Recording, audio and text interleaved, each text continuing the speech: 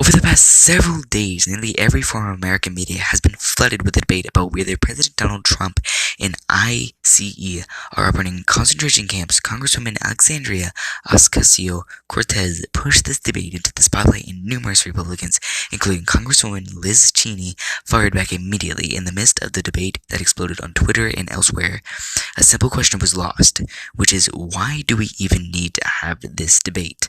This debate is taking place because the Trump administration is operating what they refer to as detention camps, primarily along our southern border. These camps house immigrants who come to the United States without papers. Immigrants have been held in these camps for long periods of time without trial. That alone is cause for concern. But what has brought the debate over the term of concentration camps to the forefront of the national conversation is the treatment of the people being detained. People have been required to sleep outside on concrete, in cages. Children have been forcibly separated from their parents, and several children have died. Most recently, the Trump administration argued in federal court that the children in these camps don't need soap or toothbrushes. Giving this information, the term concentration camp does not seem too far off the mark. More importantly, the debate about exact terminology is a distraction from the fact that something horrible is clearly happening in the United States. When the DOJ is more invested in depriving children of soap than it is in saving their lives, the larger, scarier story, which is the camps are just one part of, is the story of a country rapidly moving towards fascism. Fascism can sound like an outdated word used by college professors or historians, but the political belief system embraced by the likes of Adolf Hitler and Benito Mussolini is alive in the United States and may quickly be gaining momentum. Scholars have struggled to comprehensively define exactly what fascism is, because every fascist leader and regime has operated slightly differently. But there are a few key characteristics that have been embraced by fascists throughout history, and that can help make clear how Donald Trump has embraced this ideology and is running with it.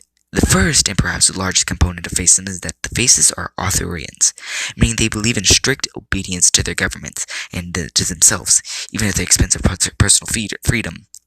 On a personal level, Trump makes it painfully clear again and again that he cares about the loyalty of members of the executive branch. Above all else, people like Sarah Huckabee Sanders and Kellyanne Conway receive no repercussions of any kind for lying, and in fact appears to be rewarding for valuing their loyalty to Trump more than the truth. The president has also consistently applied this approach on a much larger scale. When he reacts to the media, he criticizes stories and networks that he doesn't like, with no regard for the validity of these stories. They either like him and he actually supports them, as is most noticeably the case with Fox News, or they don't like him and are therefore fake news. The desire to discredit the media and have the American people only trust and obey the information coming out of the White House is a telltale sign of fascism. Even more alarming is that executive branch employees' loyalty is also valued more than the rule of law, as evidenced by Conway's blatant disregard for the Hatch Act and the lack of consequences for their behavior. Similarly, there has recently been a string of refusals by Trump appointees to turn information over to Congress, from Secretary Mnuchin refusing to release the president's tax returns, to the Department of Justice refusing to comply with the court order. The executive branch has now repeatedly refused to comply with Congress, and Trump has backed them the entire way. This fits very clearly with the patterns of a fascist leader who views themselves as above the law, and in fact care little for the law at all. Most alarming has been the ethnic cleansing aspect of Trump's recent theoretic. Just yesterday, the President of the United States declared via Twitter that ICE will be again deporting millions of illegal immigrants. This concept is completely unrealistic and impossible for ICE to execute, which ultimately makes it more alarming. It indicates that Trump's tweet is primarily about signaling to his base, and he aims to make the United States into a whites-only country. Another standard characteristic of fascist means. Fascists tend to play on the economic and racial fears of their supporters, using them to gain and consolidate power. When Trump's tweets in the language at his rallies is paired with the inhumane treatment of immigrants at our nation's border, the picture is grim. He appears more than willing to hurt those seeking refuge here in order to build his fascist government, with him as America's ultimate authority.